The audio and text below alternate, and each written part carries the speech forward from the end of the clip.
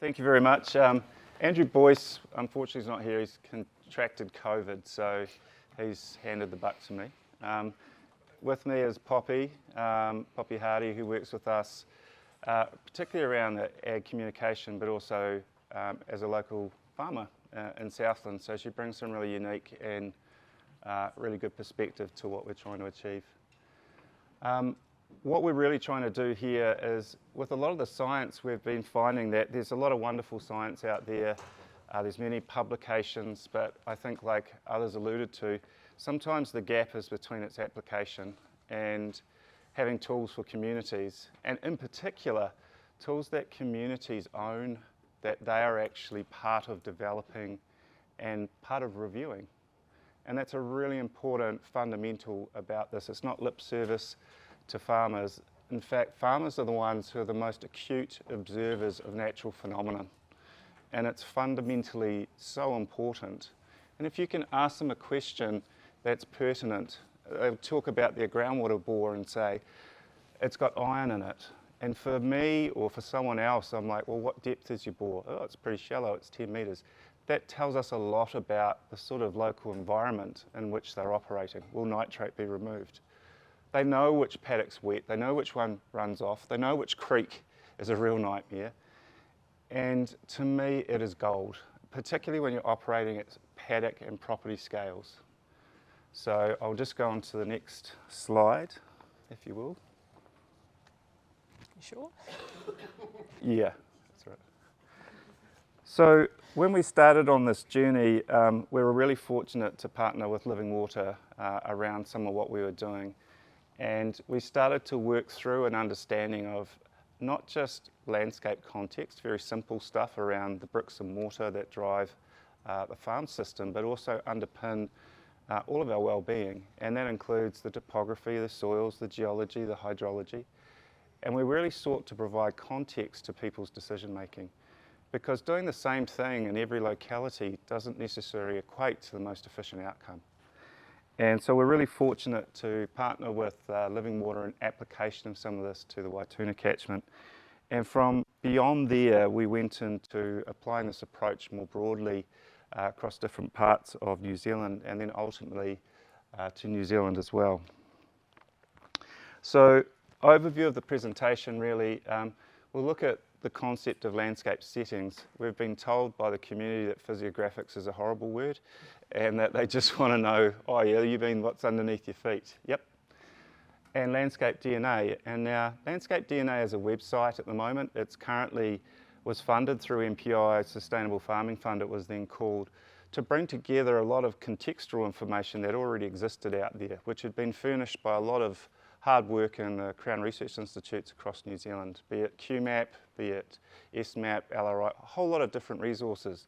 Regional councils who collected data across New Zealand as well, who provided specific input in terms of the data they collected.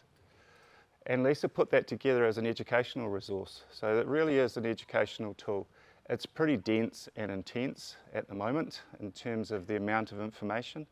But the concept is that there's a lot of space, there's a lot of information in there that helps people cue into the environment that they're actually operating in. We'll talk about using the tool, and Poppy's going to give an example of their property her and her husband Grant run, so I won't give too much away. And then we'll move into a discussion about sometimes we need a transition from really high, broad scale information down to a much finer scale. Why is that? Farmers are making decisions at paddock scales. They are business owners. You know, it's not unusual for some of them to have a $10 million property. It's huge. And if we have that spatial information incorrect, and that spatial information goes into a regulatory tool, or if it goes into a nutrient budgeting tool and it's fundamentally wrong, there's huge risk. To my knowledge at the moment, the uncertainty associated with not populating the data correctly is not factored through in many of our models. We look at internal error. I don't see evidence that they're actually figuring out what happens when we put the wrong information in. What happens if my soil type that I've assigned to my nutrient budget is completely wrong? What trajectory does that set people down? And what does that do in terms of their future? Farmers want really good information that's spatially refined that they trust. So we've been trying to work through that high resolution component. So this is a bit of a really important thing to not misunderstand. Everybody knows that land use is the primary driver of poor water quality outcomes. Urban, industrial, rural, it doesn't matter. What we're trying to say is landscape really influences spatial variability. So you can go from one location to another, similar land use intensity, and see very different signals or outcomes in water. Exactly the same farm, side by side, very different outcomes. Why? Mother Nature has a big say over the type of outcomes that we get. I think it's also really important to note that, for me anyway, when I start looking at the landscape, I do worry sometimes we take a Canterbury-centric view of the Canterbury Plains and we talk about nitrate leaching to an aquifer. That's it. That's our reality. A lot of farmers, their consciousness is nitrate, nitrate, nitrate. When in fact, if you look at things objectively, and if you look at the surface water network, there's probably about 10% or less of New Zealand's productive land where nitrate leaching to an aquifer is the dominant control. And nitrate is the sole or dominant contaminant of concern. You get a bit of topography. You have some mudstone. Someone might have some of that in this catchment. You have tile drainage. You've got poorly drained soils. All of a sudden, it's not just nitrate. There are episodic losses. Those episodic losses are really important. We need to take a bigger picture if we're to make sense of why we see variation. Many farmers at the moment are terrified of nitrate, where they might be in a setting where it's probably or potentially not the main focus. And we need to be very careful about understanding that. Across the larger area of New Zealand, I think we need to think a little bit more about overland flow and runoff. Huge areas of episodic losses.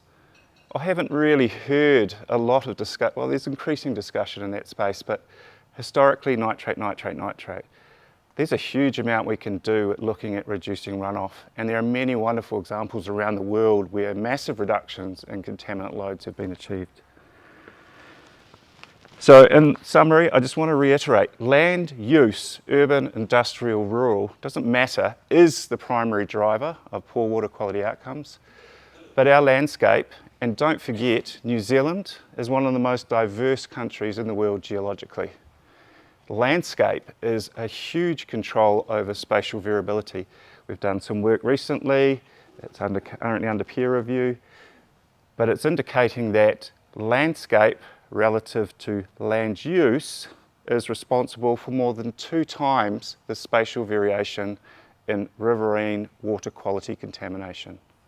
Okay, that's not saying that the landscape is the driver of poor water quality, it's saying it's controlling variability. We need to understand that variability, and farmers want people to understand that variability so they can manage and target investment that's effective. So when we do our work, all we're really trying to do is say which parts of the landscape have similar genetics. I don't care its taxonomy, I want to know its genetics. I want to know which area has similar geology, similar topography, similar soil environment, similar hydrology. What we see a lot in nature is where we have commonality in the factors that control outcomes, we see similar responses to equivalent land use pressure. And that's really important. So we can go to one part of a property and see that, hey, this is going to respond very different to our land use footprint than the one across the road. Some farmers are asking, well, why has my neighbour's bore got high nitrate, but I don't? Or vice versa. So we can contextualise those questions, and that's really important. The resolution of the data that we use, particularly for the Landscape DNA website, is pretty coarse. So we're looking at 1 to 250,000 for QMAP, 1 to 50,000 for some of the soil information. But it's still a really good platform to start having discussions and contextualising settings. And I will pass on to Poppy, who's going to talk you through how she's using some of this information with her other half, Grant. Yeah, so Landscape DNA, as Clint mentioned, is a fantastic tool which has been supported by Living Water. I'll just jump onto the internet here so we can take a look at it. So this is our homepage here. As we've said, it's an accessible tool for everyone, so it's free. Any land user, resource manager, anyone can jump on it. Obviously I'd love to take you through the whole thing, but we have limited time slot today, so I'm just going to really gloss over some features. So I guess when you get into Landscape DNA, the first thing you'd perhaps want to do to have a quick look is get into the map section here. This is what will populate. The site works best if you filter it by region. So if you click on, for example, Southland, not that I'm biased at all there, that will zoom into your Southland area and it will actually filter out the information for the rest of the country so that the computer's not having to chug through a whole lot of data, you're just filtering by your region. You will see, I hope you're following my cursor, yep, great. You'll see on the left-hand side of the screen there, we've got our physiographic environments classification panel. So all of these you can click through and read a little bit more, or a whole lot more actually, about the different classifications. There are also sibling classifications which provide a bit more detail and, as you can see, different variants and processes as we go down the tab. We also have some map information on the top right, so when you click in an area that will populate, which I will show you later. A search bar, so you can actually type in an address and head straight there to check out a property and the information associated with that property, and some overlays which you can control, which is how you view the map, and some transparency. So I'll jump over to our property here in another tab. I'm not going to put my address in so that any potential stalkers in the room can hunt us down, because actually my in-laws live there and they don't want you knocking on their door. So yeah, as Clint alluded to, my husband Grant and I, we are sheep and beef farming down in Southland. So we operate around about 550 hectares, and that's split between home farm and our lease property. We run a sheep breeding and finishing system, and we have a varying cattle policy depending on what the market is doing. So that's kind of our flexible lever there. So today we are taking a quick look at the home farm, which is around about 250 hectares, and I'll just wiggle my hand around it on the screen. So it's this block here, predominantly green on the south side of the road, and then this block on the north side, which I will be talking about today. So I guess as a farmer, my understanding of physiographic environments, it's basically determining the landscape's natural susceptibility to contaminant loss. So it's telling me which contaminants are my high risk ones, which are my low risk ones, and importantly, it's telling me how they're moving. So whether they're particulate contaminants running over the land or whether they're leaching. So it's nice as a farmer that it can be simplified into those pathways. So what we're looking at here, I will start on the south side, I'll talk about the farm a wee bit actually. So on the south side of the road here, we've got quite steep hill country. So that leads down into a bit of a valley, you can kind of tell from the aerial there, bit of a valley into some rolling country, down onto the flats across the road, flats across into this area, and then we're getting up into a terrace and then back into hill country. So we really are in a valley in there. So we've got the three different physiographic environments, which you can see pictured by the colours there. So on that south side, the green, we've got the strong bedrock physiographic environment. So we know, being hill country, and because of the classification of that environment, we're particularly susceptible to overland flow there. So higher risk of particulate contaminant loss flowing over the ground. So you can see we've got a bit of a mixture of things in here. The aerial imagery is a little out of date, so she's not handies on what we'd be looking at, but you can see we've got a bit of forestry there. We've actually got a bit of red tussock, which we, through the Environmental Enhancement Fund through Environment Southland, we've actually fenced all this off. Really nice little sediment and contaminant capture zone at the bottom of that little bit of rolling hill there, and it is part of an ephemeral stream which runs through there, so a nice little filtration system. which all complements the physiographic environment which it is within. There's also, which is really hard to spot on here, I think it's there, we have a duck recreational zone / sediment trap. We like to keep the locals entertained. And that actually, whilst it's good fun in May, it actually does do a little bit of a job for capturing any overland flow and just giving it a bit of time to settle out that's coming from this area here, which is cool. So we'll slide across the road here into the oxidising soil and aquifer environment. So this part of the farm I know to be sort of typically a bit freer draining than the other part of the flats, and which matches really well with the physiographic environment classification of the oxidising soil and aquifer environment, which basically suggests that it is freer draining. There's a lower runoff susceptibility, but there's an increased susceptibility to nitrate leaching. So knowing that that part of the farm's freer draining and then thinking about that classification, we can then join the dots of, well, actually, how do we better manage that part of the farm, knowing that that's the risk there. We then get over into our big blue area here, which is the reducing soil and oxidising aquifer environment. So this part of the farm was and still is really, really wet. You know, it can really bog up after some weather. There is these parts, and the real flats are a bit better because they have been drained, so a bit easier to use. But that really matches that physiographic environment, where it's telling me that we're really susceptible to overland flow in that area. But on the flip side of that, we have a low nitrate leaching risk there due to the soil characteristics. So I'll pass over to Clint here for actually, you've got a really good example of the reducing environment in South Canterbury that you could share. Yeah, just following on a little bit from what I was talking about the paranoia around nitrate, and I'm not saying nitrate's not an issue, it is, but we're in a farm in Fairley, and although the soils had been characterised as being well drained, we actually excavated soil pits and had a look, and it was quite reducing in the base, so there was an iron pan and mottling and glaying. And so for that farmer in his mind, he said, I knew it wasn't as permeable there. I know it's slow, but he hadn't comprehended that in those environments under low oxygen conditions, when you get saturation, you can have nitrate removal, partial removal or complete removal to some extent. He just thought the nitrate took longer to get down into the aquifer.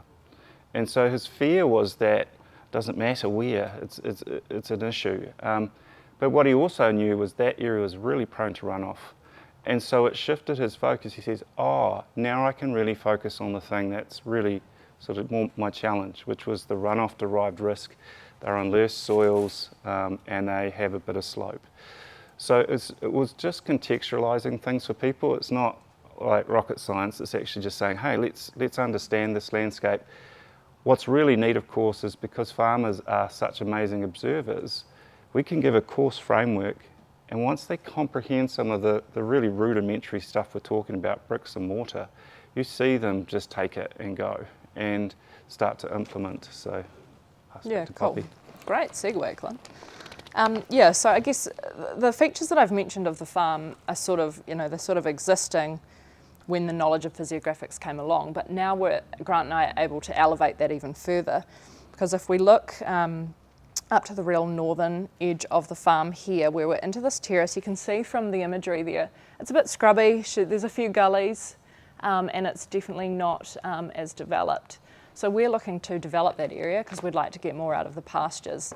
But knowing what we know now about physiographics, we've got a whole different lens on how we might do that. So previously you might have just, spray, plough and drill, to get the most out of there. But now we're thinking, well, actually, how can we use this knowledge to work in with the environment? So we're tossing about ideas around actually what would happen if we directed that drainage into the gullies and then planted a whole lot of natives within those gullies, and maybe even installed some little check dams or little mini rock dams to slow water down. You know, if we're installing that drainage, we're expediting water away from the landscape. And what if we gave it the opportunity to slow back down?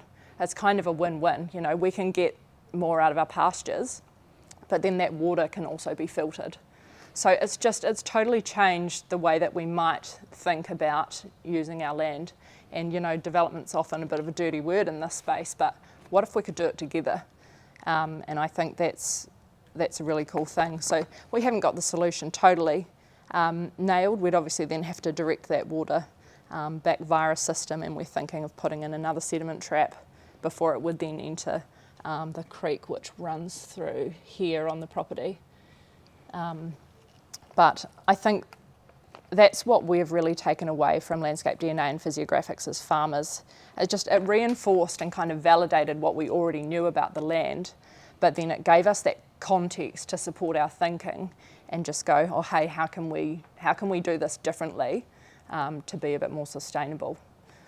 So yeah, we also know that we can't zoom in on this and we can't be making paddock by paddock decisions, but it still gives us that overview, which is really cool. So I'll hand back to Clint now, and you can maybe just touch on some of those high-res data sets.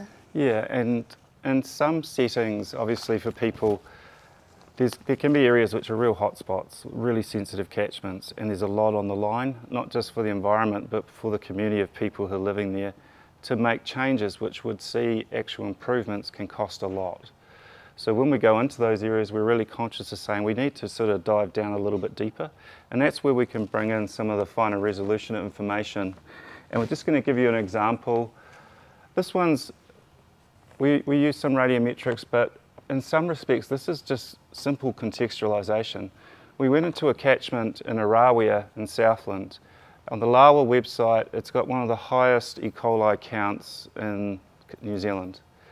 And there'd been some really good work done by Elaine Moriarty, who was our science manager at ES at the time, because initially the council said, look, you know, you've got really bad E. coli, you need to sort it out. Rightly or wrongly, the community got really upset. They started pointing fingers. There was recrimination. Oh, it's the Ojai mine.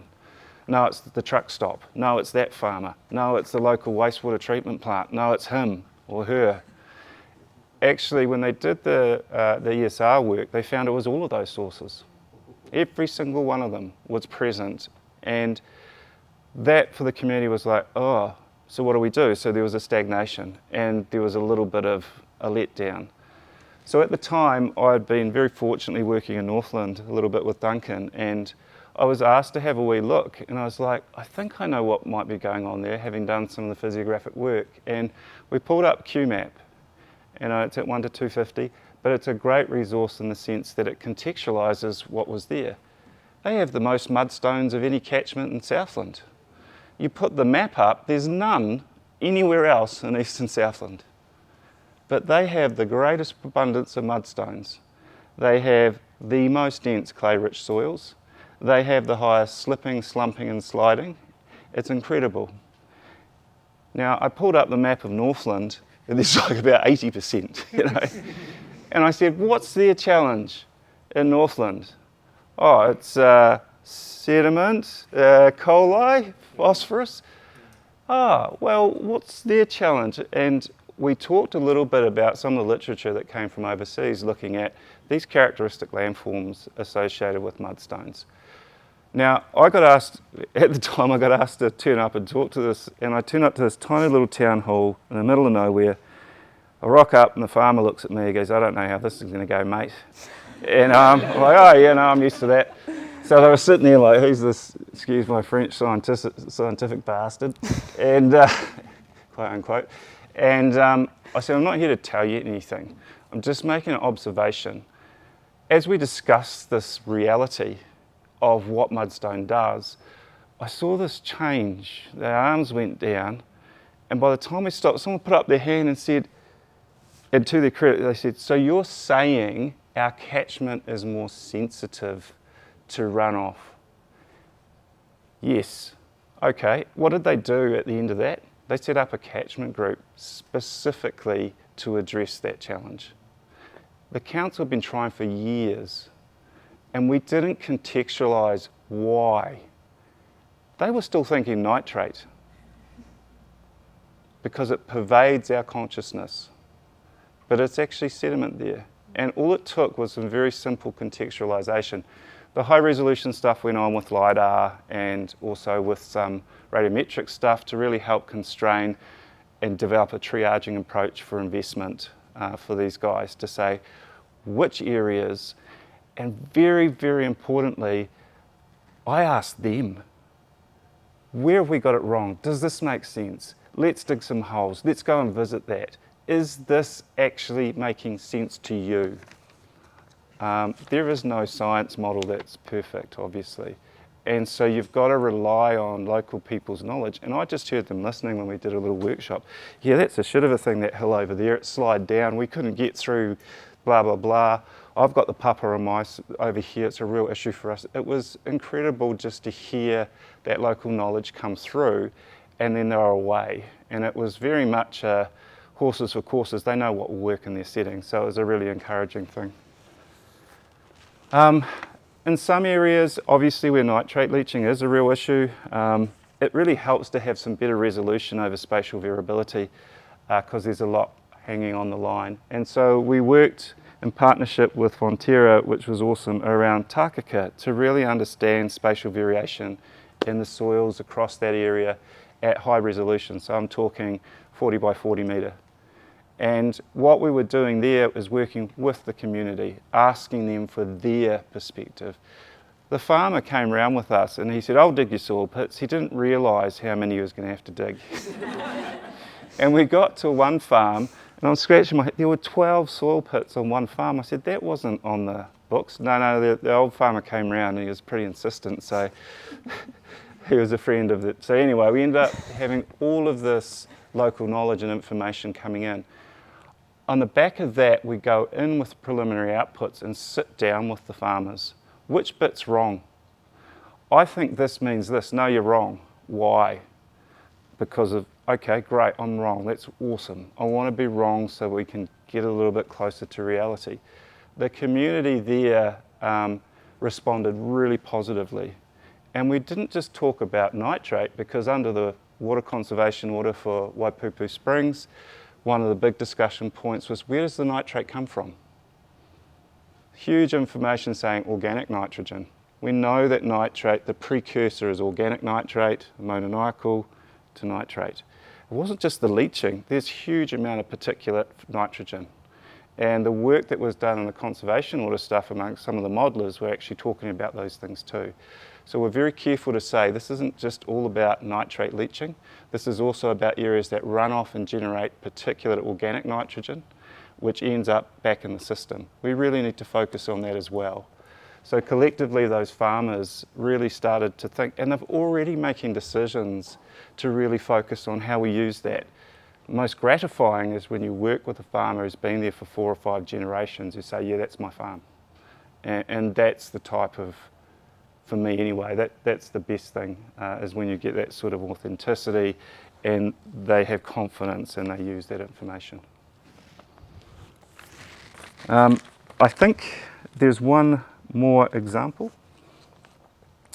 We were doing some work for a guy mapping a part of their farm in high resolution, and this was using radiometric sensors, and he had just leased a farm and he was put a lot of time and effort into soil sampling. So he had 110 soil samples across his property, and we did the radiometric mapping. We looked at the soil properties. We dug a lot of pits with John and Birgit on their property to redefine the soil map.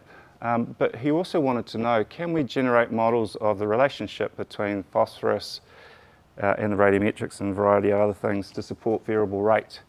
So that was done. For John, he took over a lease that actually had very high LSP from historic land use. In fact, it was, I think there was some estimates around 140,000, how many? 10 minutes, $140,000 worth of excess P.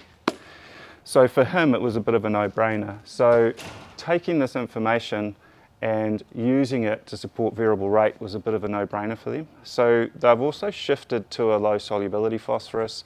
They're changing where they're applying certain fertilisers because of the susceptibility of the landscape based on this information.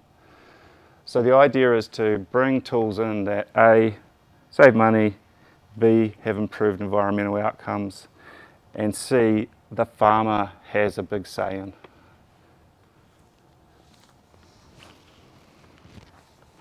So the key message is that although we are filthy individuals as human beings, apparently, it doesn't matter where we go, we have some impact, we get that.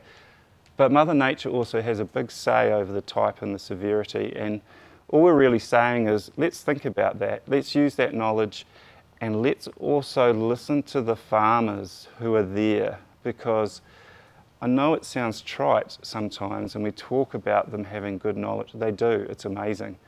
And as soon as you provide a framework that they can reference, they populate it with even more detail. And it's really just amazing. There is a thirst and a hunger for applied science. It's really a real thing. And unfortunately, we haven't really been doing a lot of that in New Zealand. So I guess, you know, if you want to have a play, go for it. Hopefully this was of interest. Now we've got some questions. Yeah. We hope there's some questions sometimes. How did you come across that level of data for Olsen peas on the farm? Was it like soil testing across the entire farm? At what distance for each test? Yeah, so Birgit and John, they'd taken over a farm, and because they're uncertain of the history of the farm, they wanted to sort of nail it. So they chose to put a lot of time and effort into that high precision sampling so that they knew what they were dealing with on their lease block because they were looking to purchase it. So they ended up, I think there were about at least, you know, there was a significant number of samples across the properties, but at that stage that had been done prior to us coming on board. So that's not a data set that's on Landscape DNA? No, sorry, that's their information, and we were just supporting them with the journey that they were on. They have their own variable rate bulky, so they already had the equipment.